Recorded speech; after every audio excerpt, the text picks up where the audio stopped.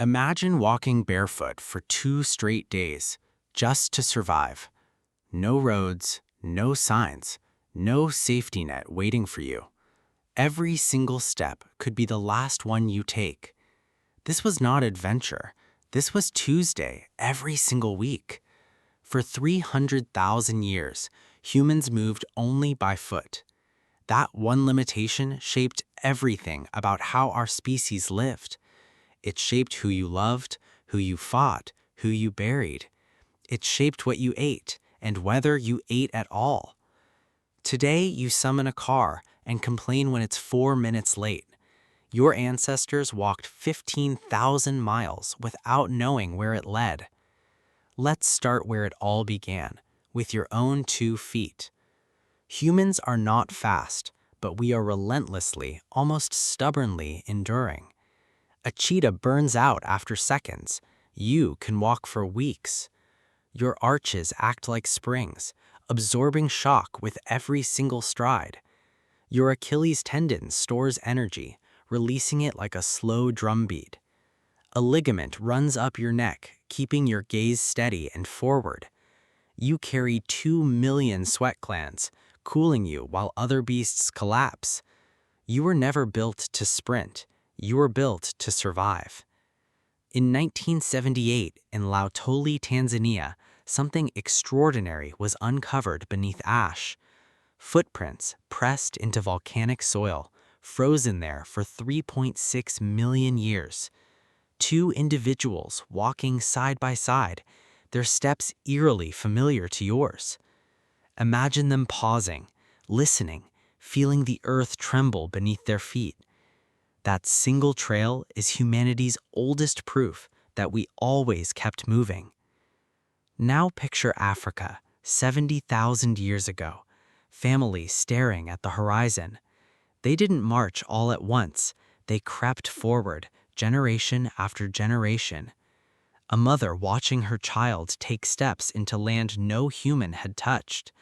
Fear must have gripped her chest with every unfamiliar sound around them. Still, they walked into the Middle East, driven by hunger and hope. They pushed across Asia, through freezing winds and unfamiliar, hostile terrain. They reached Europe, then Siberia, chasing warmth, food, and simple survival.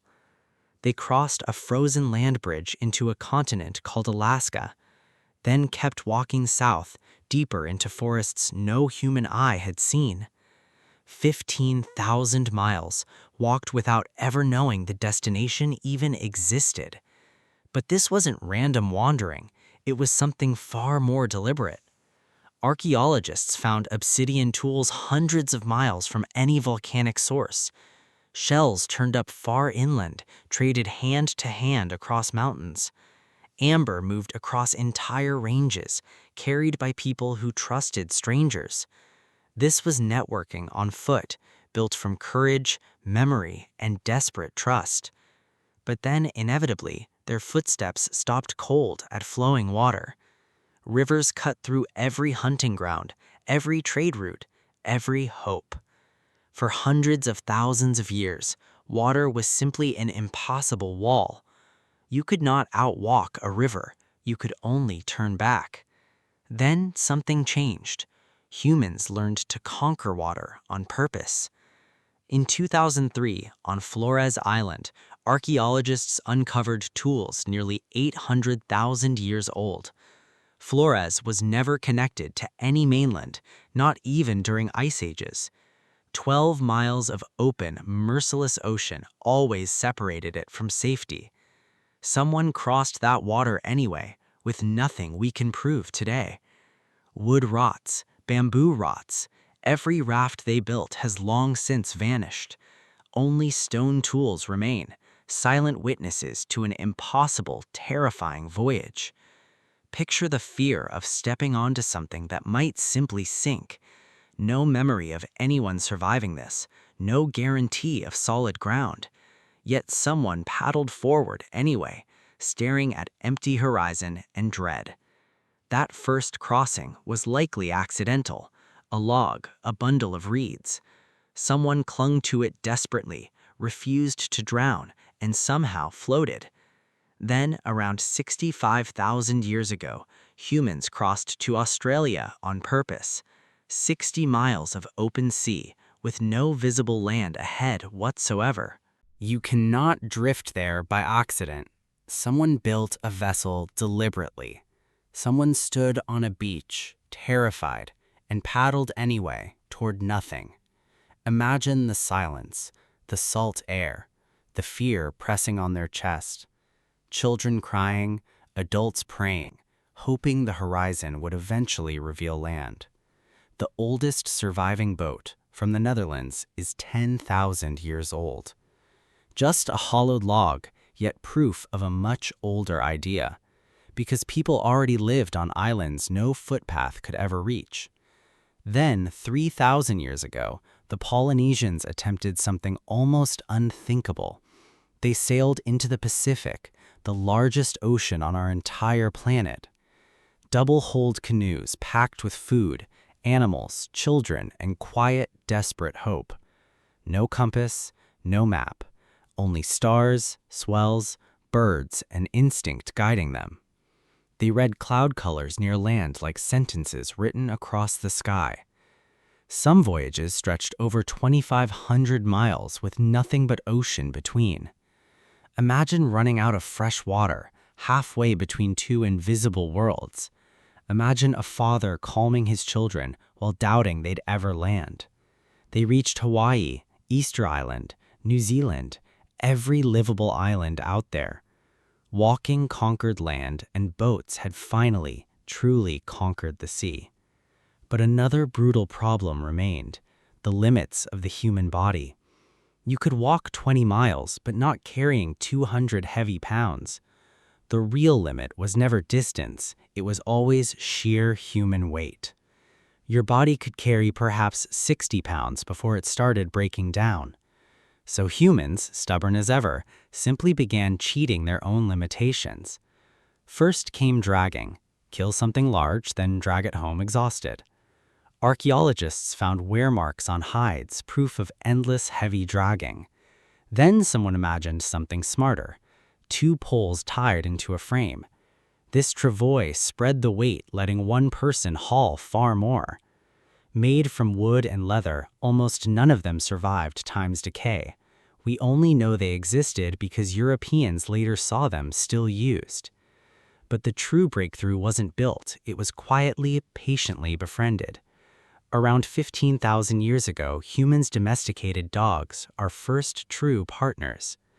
Imagine a hungry wolf, cautiously approaching a fire, watching, waiting, hoping.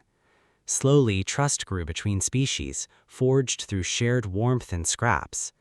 Dogs began hauling weight, pulling sleds across brutal snow and ice.